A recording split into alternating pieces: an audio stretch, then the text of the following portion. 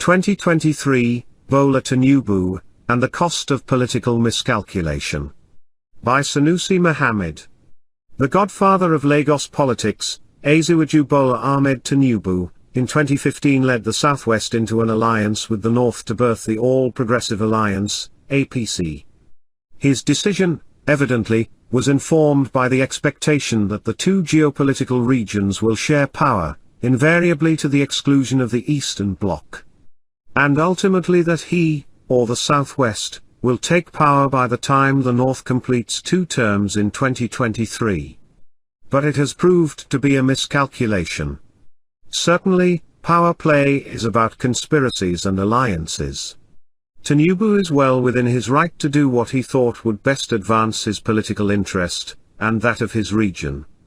However, in backing President Muhammadu Buhari, he cut his nose to spite his face. It may not have seemed obvious to many, but once Buhari took power in 2015, Tinubu's political career was in jeopardy. To navigate the presidency without bruises, the best Tinubu could have done was to retire from active politics and assume the role of an elder statesman. He did not, he stayed on, wanting to be president and pushing hard to remain at the center of political discourse.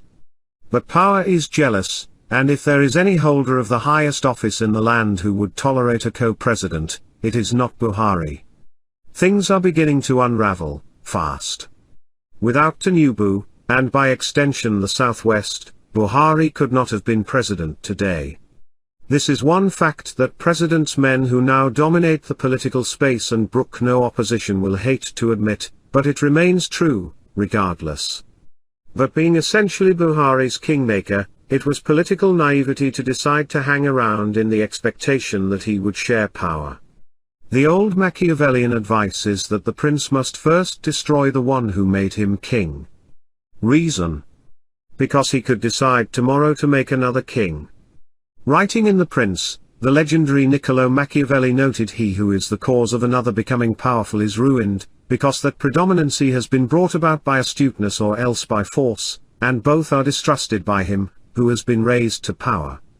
Of course, it should have been obvious that, in helping to make Buhari president, Tinubu was jeopardizing his political career and plunging the Southwest, and by extension southern Nigeria, into political slavery whose only parallel in the country's political history is the late Emeka Ojukwu leading the Igbo to war in 1967. With respect to the Biafra War, blaming Ojukwu for embarking on it could earn one exile in the Igbo country.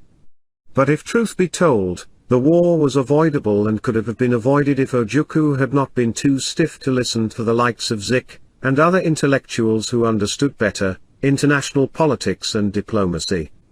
This is not to say, nonetheless, that Ojukwu was not sufficiently provoked by the killings of the Igbo in the north in the aftermath of the July 1966 revenge coup that threw up Yakubu Gowon as head of state, and indeed the actions, or lack of it, of the Gowon-led federal side.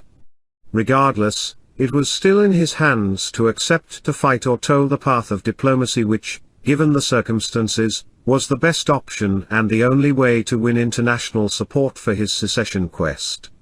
In the event, he went to war and only succeeded in sacrificing more Igbo lives and weakening the Igbo politically.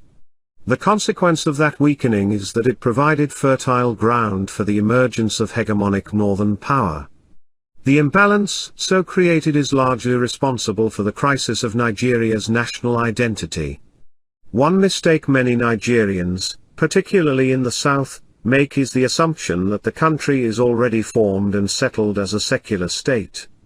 It's not the case. There is the ever-present quest to define the country right, of course, from the 1804 jihad. Colonial rule put a stop to it, then in the post-war years, the Middle Belt soldiers who dominated the army acted as a wedge. Tinubu's alliance with Buhari has served to reenact that quest. Buhari is now, apparently, out to define the country. The Jagaban's political miscalculation could yet prove too costly. The old generals who, I reckon, understand this are already raising the alarm. But of course, the horde of naive, ignorant online crowd of crumb eaters are blurring the resistance line. As it concerns the 2023 presidency, it should be clear to anyone with a functioning brain that President Buhari's North has no intention of relinquishing power to the Southwest or any zone for that matter. What many may not have realized, however, is that for the next 3 decades at least, if ever, and should Nigeria remain one, power will not leave the North. But in projecting, one must always leave space for the law of unintended consequences and the God factor. But given Buhari's antecedents, was there any grounds for the Southwest, particularly, to have given him benefit of the doubt in 2015? Absolutely none in my reckoning. However, it would appear that emotion rather than sound political calculation informed their support for Buhari in 2015. It was, perhaps, more to spite the East than love for Buhari. I had been amazed when, in the heat of the moment in 2015, before the election, the news editor of my then media platform branded a fellow reporter who didn't buy into the Buhari presidential project a bloody bastard who is following the Igbo people to betray Yoruba by supporting Jonathan. In the lead up to the 2019 polls, I had on several occasions engaged my landlord, a backer of Buhari's second-term project who loves to discuss politics with me, on who between Atiku Abubakar and the president would make a better leader. My insistence was, of course, that Atiku would. After we exhausted all manner of issues he raised against the former vice president, he said finally that he would still back Buhari because Atiku was an Omo Igbo project and that after Buhari, Yoruba will take power and after Yoruba, Hausa will take power again. According to him, we will be rotating it like that, Igbo people will never smell that place. I had more of pity for his ignorance. When in 2003, Buhari joined presidential race, he did so, apparently, to stop the then president, Olusegun Obasanjo. Not because Obasanjo had performed badly as president, having taken power with the return of democracy in 1999, but because Buhari and the section of the North he represented believed that power had to return to the region. In settling for Obasanjo in 1998-99, the intention of the northern military class was for him to do 4 years as compensation for MKO Abiola. The Yoruba had become uncontrollably agitated, and hand power back to the north. But not long after Obasanjo took power, it became clear that he was never going to leave it for anybody. This realization led to agitations, criticisms of the Obasanjo government was swift in the north, the climax of which was the Sharia crisis of 2000. To take power, however, the anti-Obasanjo forces in the north knew that ultimately, it was about going to challenge him at the polls. Buhari emerged as the arrowhead of that challenge. And through speeches and actions that appealed to regional sentiments, he built a cult following that saw him win elections convincingly in the north right from 2003.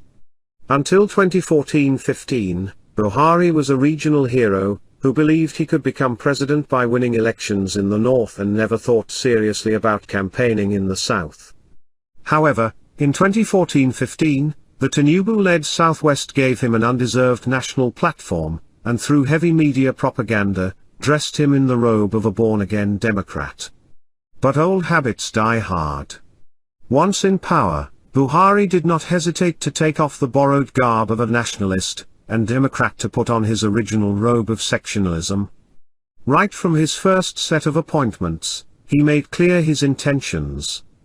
And as it stands, he has completely consolidated power in the hands of the North.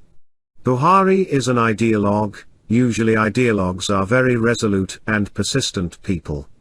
Say what you will, he is doubling down on nepotism. Shout Fulanization or Islamization all you will, he will only look for a hate speech bill or social media bill to shut you up rather than re-examine his hate policies.